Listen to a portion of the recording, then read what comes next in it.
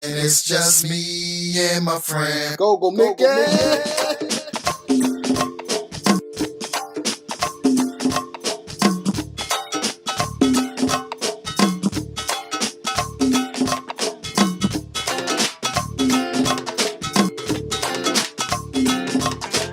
Back together again. It's just me and my friend for the goodest time till the end. Doing our thing, it's the goal and the king. Back together again. It's just me and my friend for the goodest time until the end. Doing our thing, it's the goal and the king. Never gonna be another dude like we, the GOAT and the king. Mr. Underrated I be, reppin' our city for so many years that I get no respect, but I keep them in check. Mick been killing the game while I was making a name for myself in this thing. Now I ain't feeling my pain, and it didn't take me long to get here, man, with a lot of hard work and good people around. Fat Ricky, I miss you more than ever now. Always a part of the team, 50 Dirt is a dream. Go-Go Music worldwide, Eastgate is where I start to chase the dream. I practice hard on my craft, not knowing one day the inner city groovers will recognize me. Now a part of royalty, Chris, Mickey, and me. Yeah, that's major percussion in the city of DC. The electric slide, where I got to be me. Jungle music in effect, Too Short and Booty, they all me.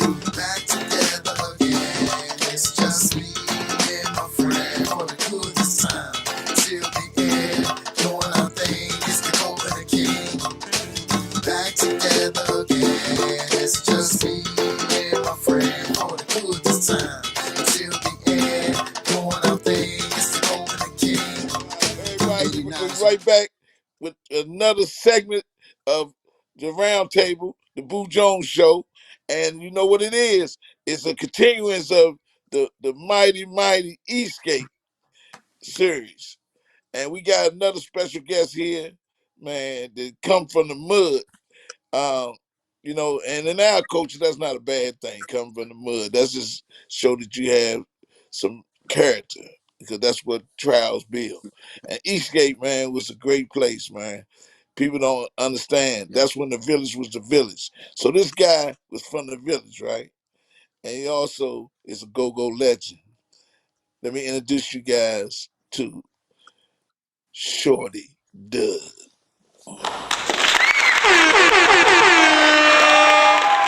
Work it.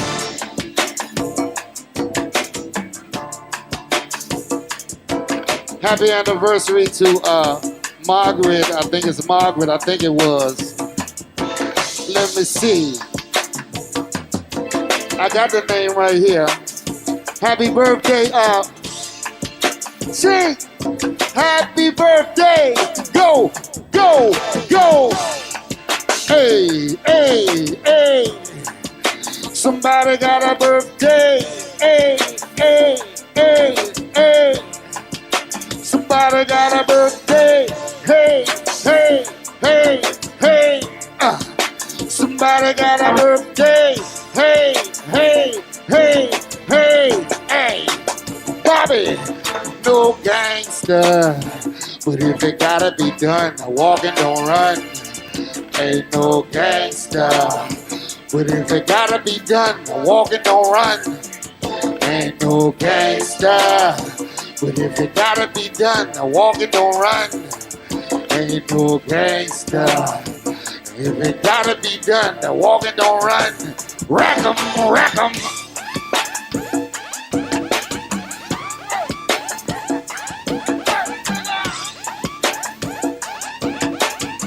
What's up, big ways? Good to see Crystal and Tired. Also, Shizza back man. there. Welcome, Quentin. See, also known as Quentin. Yeah. Welcome, man, to Go-Go Roundtable, man, the Boo Jones Show, man. Man, you know I had to get your family. I had to get you here, man, because we just gonna chop it up and let the people know, man, how blessed a childhood we had, man, and how great it was, you know. And you definitely part of my process through life, man. You was definitely a part of it. So I thank you for that. Tell us a little bit about yourself. We're gonna start from the crib. Tell us a little bit about you and how you came to Eastgate and man, and we're gonna take it from there. All right. We can start Eastgate. This is a long. That's a long story.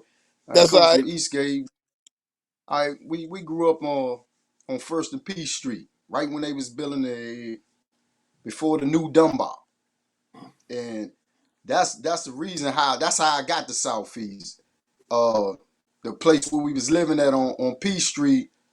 When they was building the new Dunbar, I guess the owner of the contract or whoever had the contract at that time, they was using our backyard as a dump.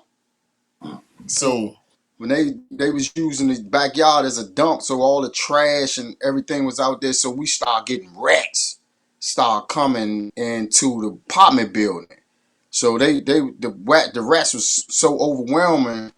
They were scared. You would walk in the house and them Jones would be in the sink, man, in the water, swimming in the water, man. Like this was crazy.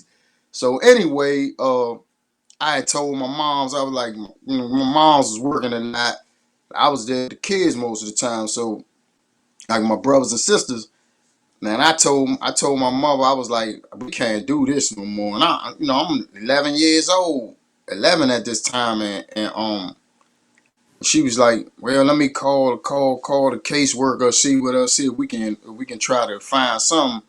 So the caseworker reached out to me like that next week, like a couple days later, and was like, she asked me to tell her the same story I'm telling y'all about the rats, how they, you might be done go put your hand in a trash can, and these jokers like baby cats, man, they be done bit you.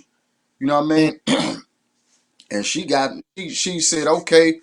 After we talked, it was I shit you not. I mean, like a week later, we was on our way to Eastgate.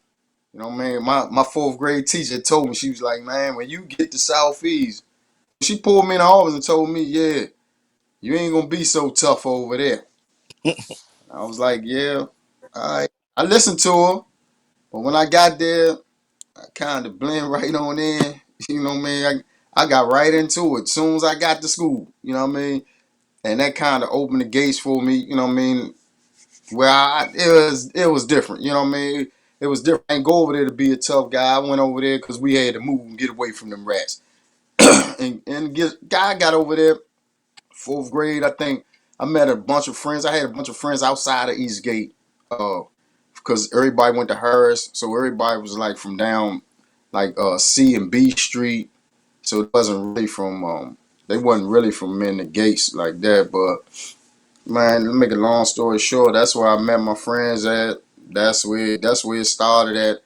I wanted to be a tough guy in the beginning, but later, as I started meeting some of the other guys around there, it kind of changed. It changed for me real quick.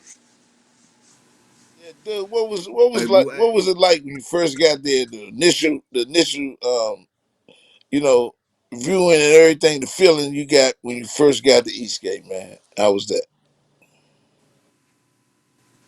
I mean, when I first got there, I was curious, man. It was weird. The feeling was good because I knew that was a place I needed to be. I wanted to be. It was so many kids around. Like, I mean, even the kids, like, I can remember all them coming banging on my door. Like, all them knocking on my door. They welcome me to the neighborhood. You know what I mean? Which shit they don't do today. You know what I mean?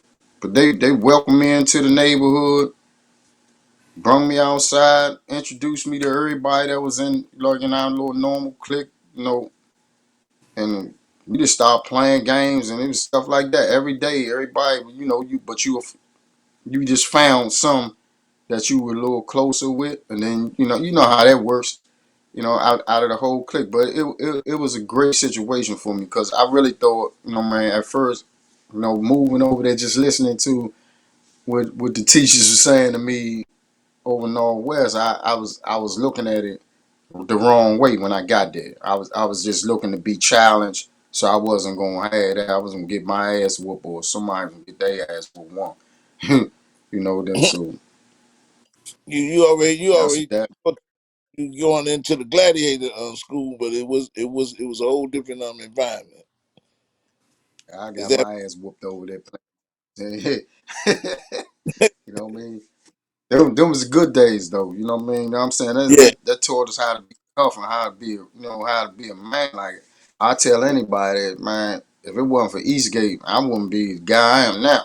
You know what I mean? That place really raised me, man. Just all the things we seen, man. All the stuff we came, man. We walked through, man. I'm like, I feel like, man, we ain't supposed to be here. Whether you entered, you or come on, not, man. just being in that environment. You know what I mean? It was tough. It was tough, but I thought I was smart enough to see, and I grabbed what I could grab, the do's and don'ts, man. And then I also had like later on, not too much longer, maybe 6 months in, older guys like Sterling Streeter, like them guys like took me up under their wing. Where I come from, like where I come from in Northwest, all my guys was older. And then these cats was older too. But then they happened to be into the music thing. But man, he used to take me around with him, throw me in a car with him, just ride around, and just be showing me different things and talking to me about uh damn, hold up for a second. Cause So, that one kinda touchy for me. Cause that's so that's how you like got introduced to Sterling the music.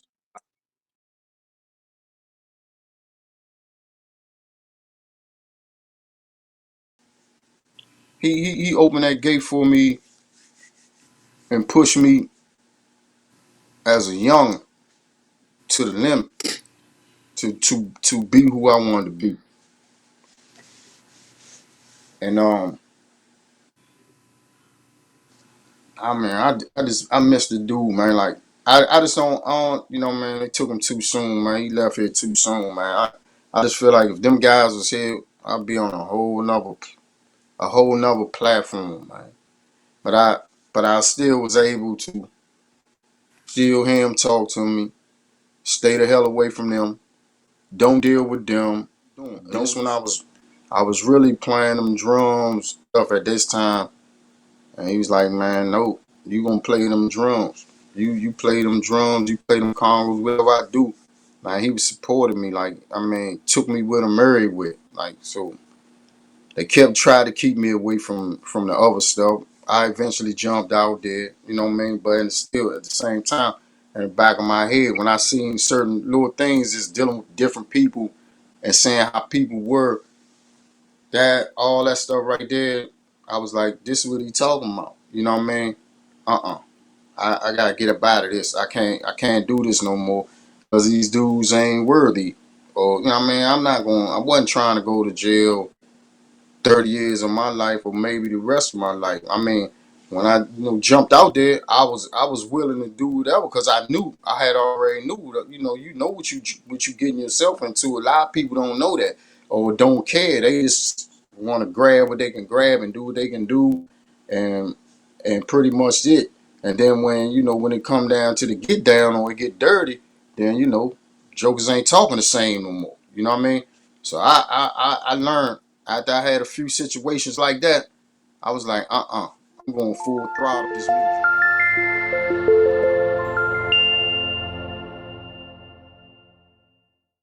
I'm gonna keep pushing. I'm gonna hang around. I'm gonna do whatever I need to do to position myself uh in that world. And I mean, just a musician, because even then we wasn't talking. We wasn't saying go go. Back then we wasn't saying. I just wanted to play drums. I just wanted to be a part of any kind of music organization. I just wanted to be a part of. And shoot, it came 70 79. I think like late 79. One of my friends from the other side, Northwest, I call him, that's one of my big brothers, Wayne Bean. And he told me he seen his band. He seen his band Rasmus. Uh, but they ain't called him Rasmus. They called him Red S's. That's what he was calling them back then. He was like, you gotta see this band. He went to a cabaret. We seen this band called Red S's. He was like, man, I want you to go see the drummer, man. That drummer, man, he was just talking about the drums. He wasn't even really caring about the craft. He was like, he got the big drum set, man. You got to see it. You know what I mean? So I was like, okay. And sure enough, These jokers came. I can't tell you how long it was. They came to East Capitol Street in the summertime, and goddamn it, when they came, I can hear them. I was walking down there with one of my good friends. One that was my best friend, Dirk Haynes, Fat Rick. That was oh god, that's my man. And I was like, dang, that's crazy. But when I got down there, I seen the drums. I seen what Fuss was doing. I was like, it was simple. I thought it was simple. I seen them damn rototoms and the congos. The congos would really capture me because the stuff that Jungle Boogie was doing and playing beats that I never heard before, man. I was like, man, this is crazy. From that day on, I ain't looked back, Joe. I was like, mm-mm. I'm Fell in I'm love. I'm I'm grinding.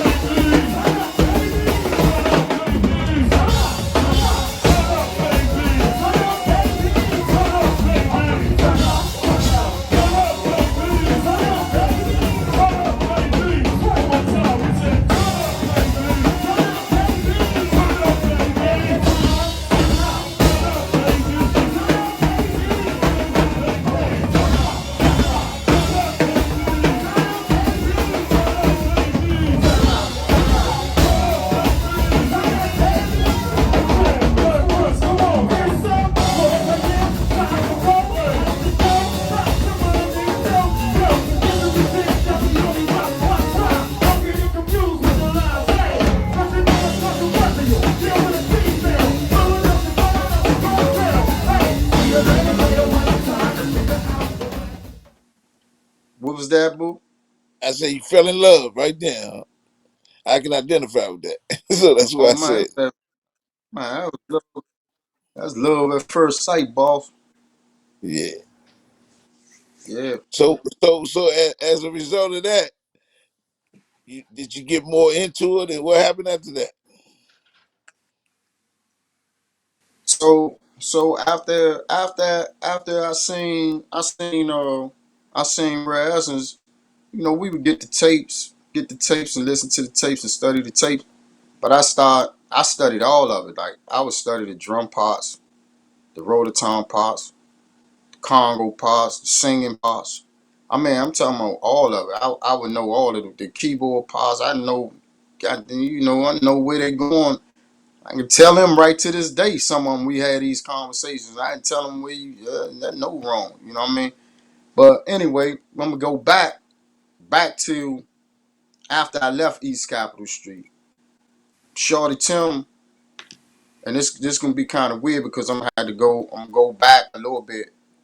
So Shorty Tim they were already in the go-go stuff, and he was one of the percussions, which was only one really around there. It was a bunch of drummers, but Shorty Tim showed me the go-go reel, and that came out. I had to reach out to him because he hung around like the house he was already playing with Sterling and them. With they had Legacy Band in the neighborhood, and I had a little band in the house, the Fungus Funk Band and show with me, What Bassface was Woodland. the name?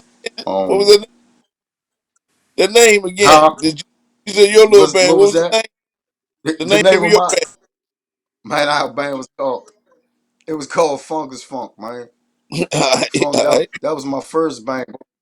my man. Hey, yeah, but we wasn't like we wasn't even playing go go. Like we was playing, we would be in there in the house playing like Firecracker and uh fucking Cameo, Why Have I Lost You, shit like that, man. We was in there, man. We was really having a jam session, just learning our craft, man, practicing on our craft, man. like I said, when I seen after I seen Rare Essence, and I seen the stuff that Tim was doing, I asked him because I seen him play the congos before, and he knew that bak bak boom boom.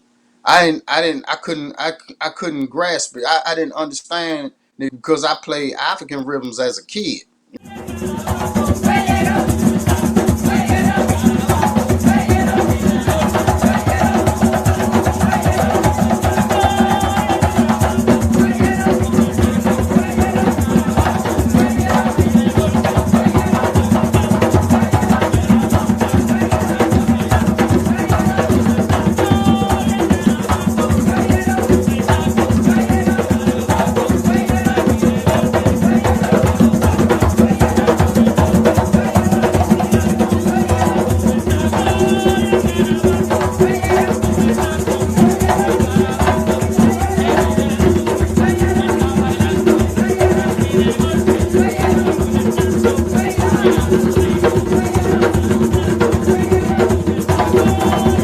You know, with my aunt, them used to dance. They used to do them African dances, and I used to play.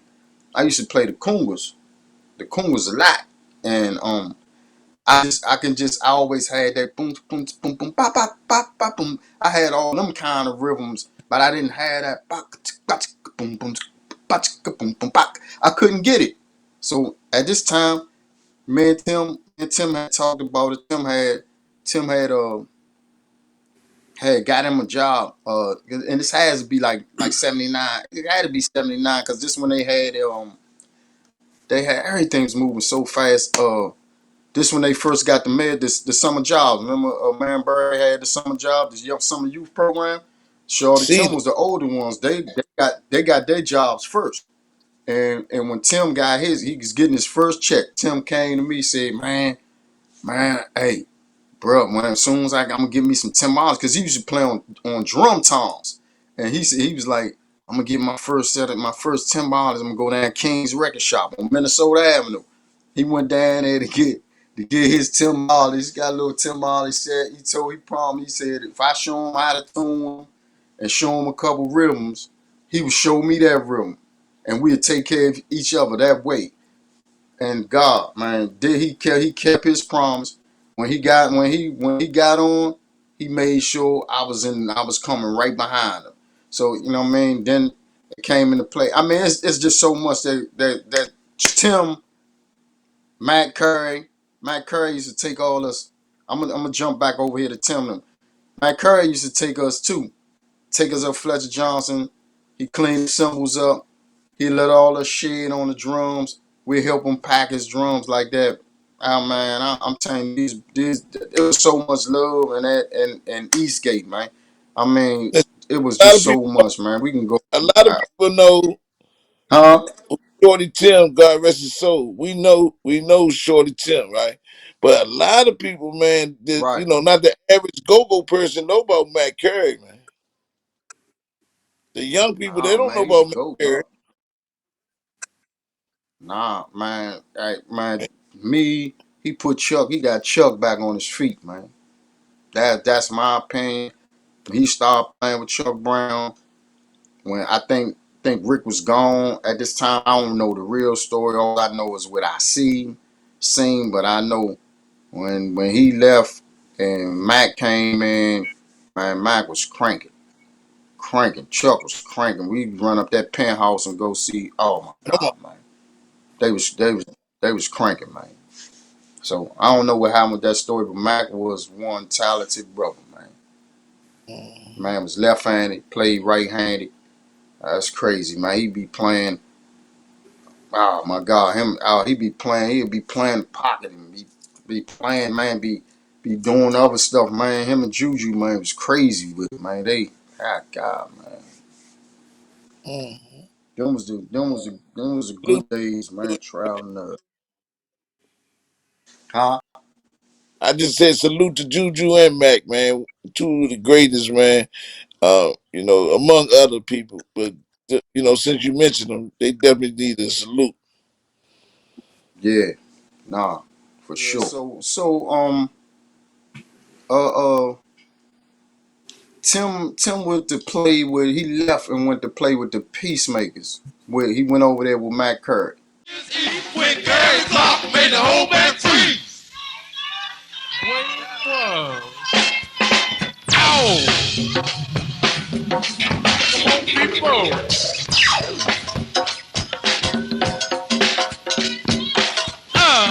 Y'all like that one? Y'all like that one? Can we back it on up? Oh, back it on up. Can we back it on up? Oh, back it on up. Can we back it on up now? Back it on up. Can we back it on up? Oh, back it on up. Can we take it from the train? Can we take it from the bridge? Can we take it from the bridge? Y'all look at it.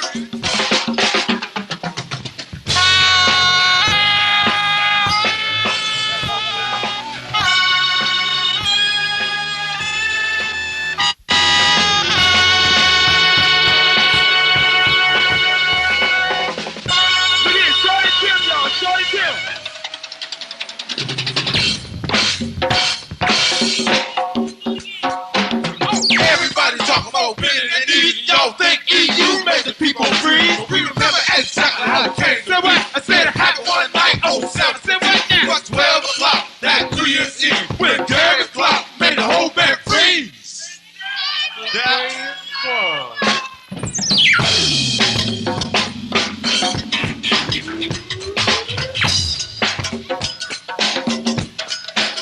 Say what now? We gonna do it for Andre and the rest of the gang, yo.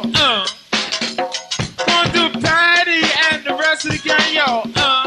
Say what? Gonna do for Angie and the rest of the gang, yo. Say what now? Do Walter and the rest of the gang, yo. Gonna do for Greg, yo, and the rest of the gang. When he was leaving to go, I think they was both leaving because I think Mac was going to play with. I'm not sure was Mac going to play with Pops at that time, and Tim went to play with EU. But anyway, they pulled me in to come over there because Loose Booty at that time wasn't playing with the band. I think he was incarcerated at that time or something like that. So I went over and played with Peacemakers. Now, and this had to jump ship. Maybe this was a couple years later because at that time I was 15. I turned 15 because I was working and we were practicing at the Landsberg building downtown. And it was Juju was playing the drums. This how me and Juju got close. Like at first I seen them from the little bands in the neighborhood, 14 Carat and stuff like that. They would come and play in the cuts and stuff like that. I knew them, but I didn't really play with them yet. So I got the Peacemakers and I had maybe a year run with them, something like that. It may have been a little bit longer. So I played with Peacemakers, and then after Peacemakers, I had a bunch of little bands, in the neighborhood. PC Groovers. When Mac little brother played drums, and I would play congos. Man, I would rap. I would do anything to keep us together. Man, I would do whatever. It didn't matter to me because I could play them all. I played them all, and I played them well too. You know what I mean? Where I can hold my own congos, drums. I talk on the mic. I sing slow songs. I did it all. And then we push it a little bit further. I was playing around. I was just playing around with everybody, Lil Benny, and then Shorty Tim had called me again, and I used to go see rehearsals on on Tuesday nights up the Panorama Room. And this night I didn't want to go. I didn't want to go because I had a little girlfriend at this time, and I had to beg her mother because she stayed with me. So she came over the house, and this so happened this night that it was the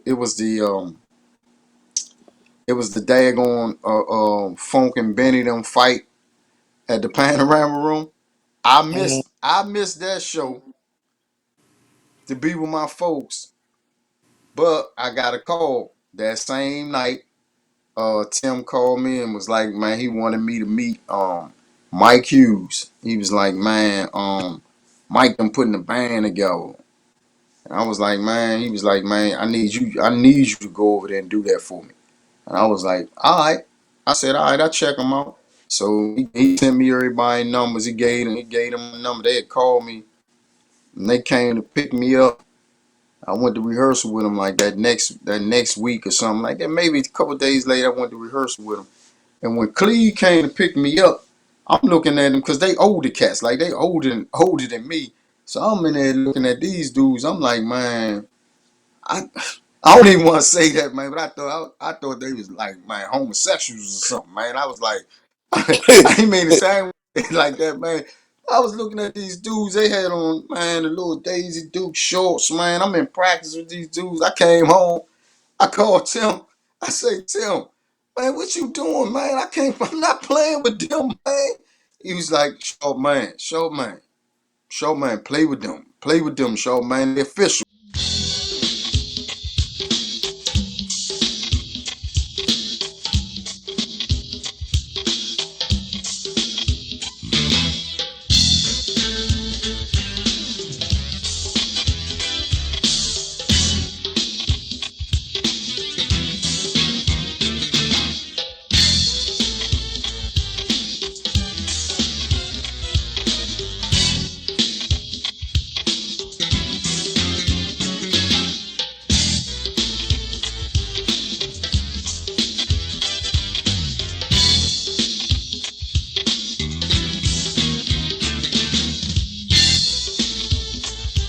Man, they official.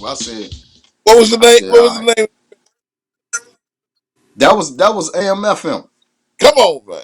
That that's how I feel like I really got noticed a lot more when I played with them because I played everything with them. And I came in, Hey, it's just like a go-go mix. Like let I me mean, tell I'm the you from, franchise let over me there. tell you, let me tell you from the outside looking in, family. That's Mm-hmm. that's where you got noticed at. I'm telling you. I remember I remember when you played with them, when you started playing with them, and man, I was so proud, right? Because you came out them gates. Uh-huh. I used to come to the show, and you, if you might not remember, I used to come up front and shake your hand a lot before y'all started playing, man. I Wow. remember at the at Cherries. Yeah, we the one got into the fight, Sure. but yeah, I came up. I said, Man, man, I sure. gotta go. Right. Yeah, right after y'all played, we got into the fight. Yeah, Did it. And it worked out well though. It worked out well in the beginning. Man, they came in, they told me exactly that I came in and practiced with them one day and they was like, this is what we need. Just this what we need. Cause they were more like a I don't want to say like a they was more like on that Prince level, like a punk band or something. I don't know if you call it that. They was playing a lot of rock music and stuff like that. That was weird. It was weird, man. It was just weird for me because that wasn't what I seen. Like what I mean, that wasn't my vision for this music. You know what I mean? But it turned out to be a great thing because they told me that they needed me to be the go-go force behind their music. So they would play all that big music. I mean, it was only five of us. Me, Mike Hughes, uh, Gerard, Cleve, and Vincent. And that's all it was, just five of us. And I mean, we had, oh God, the music was crazy. And I needed that because that was more discipline for me. They were teaching me how to be disciplined. And we got there and we made some noise, buddy. Like really made some noise on the circuit. I know a lot of the people didn't like them or didn't like us. Were the ones that I had contact with, people I played with, they talk bad about the band because of the way they dress or whatever. But when it came to the get down, we was smoking boots, man. We man, you smoking should come. boots. We was killing it. We was killing that black hole. We was killing that southeast gardens. We was killing that joint. You know what I mean? And it is what it is. And we got hits out there. You know what I mean? They just don't talk about that early no more. They only talk about what's going on right now. You know what I mean? But that's some stuff they need to go back and listen to. That a bunch of original stuff. I mean, original grooves. You know what I mean? Them was the good days, man. It's not like that now. Everybody playing the same songs. I mean, you go on the go-go, it's 4 bands on the card, and everybody playing the same song.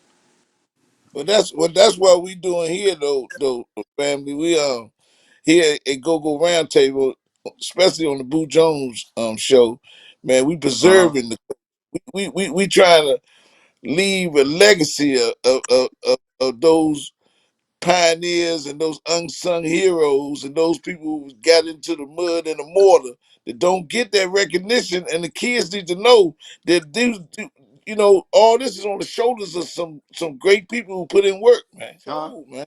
Yeah. Your story has to be told, man. It has to be, you know, put in the archives, man. It's got to be in there when Yeah. they search. Gotta have the Shorty Does story, man. And you gotta talk about how you got your name, man. Cause How I got my name? your name Quentin, ain't it? Name Quentin. Yeah. Yeah, you and that Name drummer Quentin. called Foots. Y'all got the same first name, right? Huh? You and that drummer you Yeah. seen Yeah. you called Foots from Red Essence. Hey, you know we used to just say it like Yeah. that. It was still Red Essence. But yeah, you and that guy y'all got the same name, right? Yeah. Okay, but how you Yeah. get the name Doug? And for people Well, that I don't always know, say, that's DUD. all right. Talk Well, about Doug come from my mother told me. Doug come from my godfather. They okay. used to call, they used to call, yeah, they used to call me Flubber Dubs or something, man, when I was a kid, man. I ain't never get with that, but that's what they called me. But um, I'm gonna be honest. The Shorty Doug came from, I guess, from I don't know, man. Shorty Doug, I don't really know where that really come from. Cause if you listen, oh, when I got the razzins, well, Benny would call me Shorty Doug. Funk would call me so many different things. Funk would call me Too Short. If you listen to a bunch of the old REs, you will hear Too Short. That's me. If you hear Timbulu, that's me. If you hear any of those little all brand names, that's me. Like Rassens. But with AMFM used to call me Dig Dug. So when I left AMFM, and this when NEG started playing, and when they started playing, so Ron took my name and started calling himself Dig Dug. They thought I was gone. I wasn't gone because they was calling me everywhere else. They was calling me Timbulu and Too Short and Shorty Dub.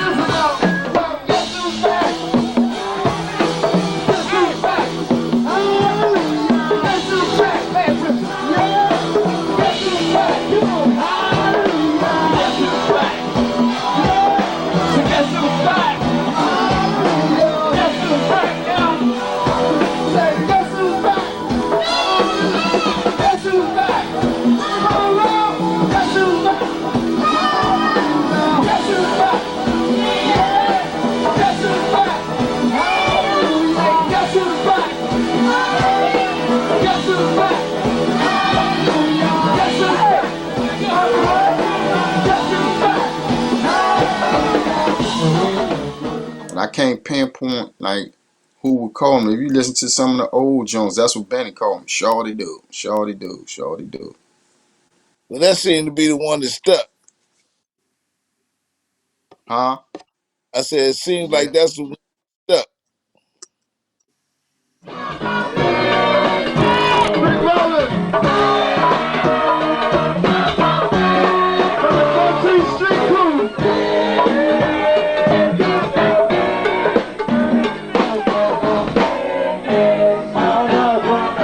You got it, little Ricky.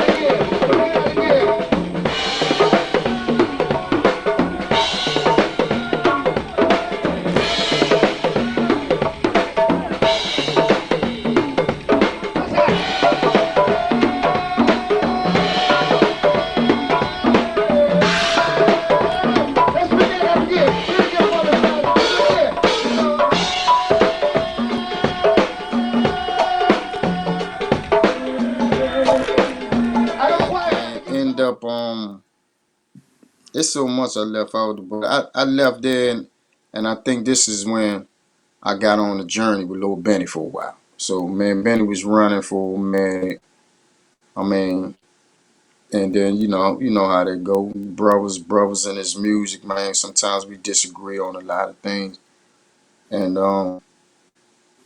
we had played up the Ibex one night, and he and I had a disagreement. And I went to go hang out with Mick. I was saying, well, since this is old, we played up there like with the Ohio players or something, and we had some whatever went down. And it was wild. So I was like, all right, I see y'all, man. I just left the party and ran down to Metro Club to go see to go mess with Mick and hang out with Mickey for a little while. When I got down there, I was like, think it was, I don't know, it was a white boy who called me because Funk wasn't in the band at this time, and he was saying Funk he was saying that Foots wanted to holler at me. That's cool because my situation, how it looked when I left that Ibex, I wasn't gonna be going back up there, so I was like, yeah, we can do that. Then he turned around, he said, nah, hold up, give me a second. They went to huddle, the band huddled up again, and he came back. He said, nah, I don't, you can be the backup drummer, but you can just play rototoms, and we don't have no percussionists over there. So you can play rototom. So I left one situation and walked into a bigger situation. I was like, man, this is crazy, man. So I landed a job by just going to try to hang with Mick for a little while, and talk crap or whatever we do. And man, and I landed the job.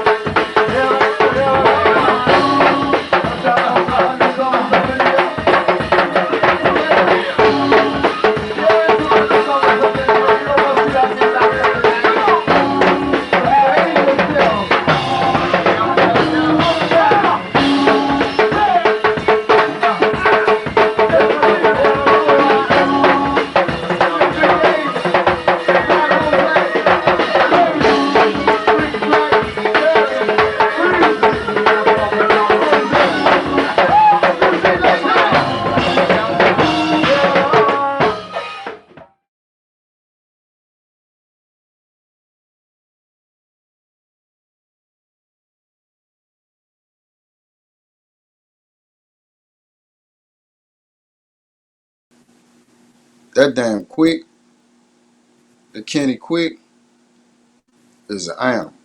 He would be my drummer. He would be my drummer.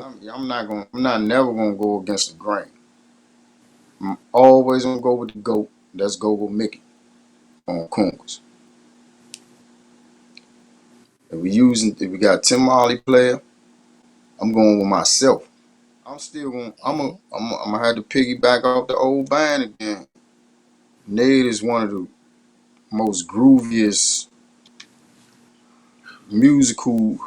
This shit is crazy, man.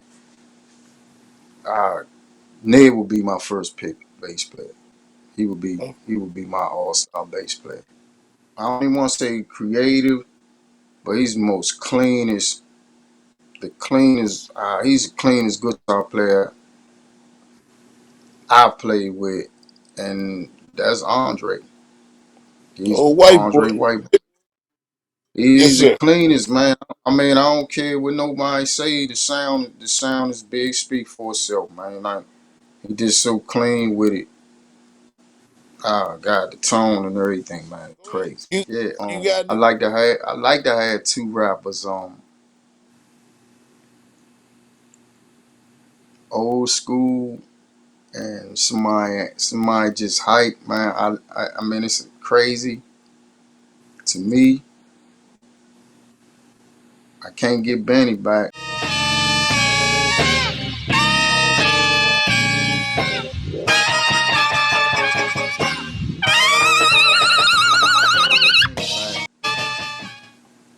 It had to be funk. And the reason I say funk, he understand, man. Like, he understand. He know how to make you move. He a DJ. Like, he understand, like, some things you may not understand, but because I feel like because he's a DJ, he he's one of them, he's gonna challenge that. He's gonna challenge you all the time. Like, so if you may not like the beat he playing, he's gonna challenge you like the radio. Then you ever heard songs on the radio and you be like, man, I hate that song. You won't listen to it, but then about a week later you singing that joint. That's what he do. That's what he does, and that's the part I like about him. I mean, is that he know how to push your button and make you like, you know what I mean, you gonna fall in the trap one way or another. So him is my lead rapper now.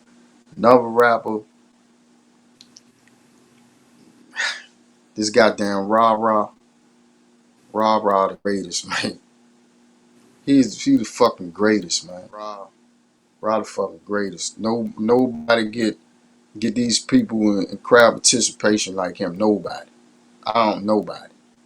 That's Shorty Does opinion on that. Been plenty Wednesday nights. I Listen, leave I that got first. this. Let me put my stamp of approval on that one. I got to stamp that one. Yeah, Chris Black a bad You man. snapping that. Yeah, I got to stamp that one. I So told you. funky. That's just funky that I play with. Or not even I play with, man.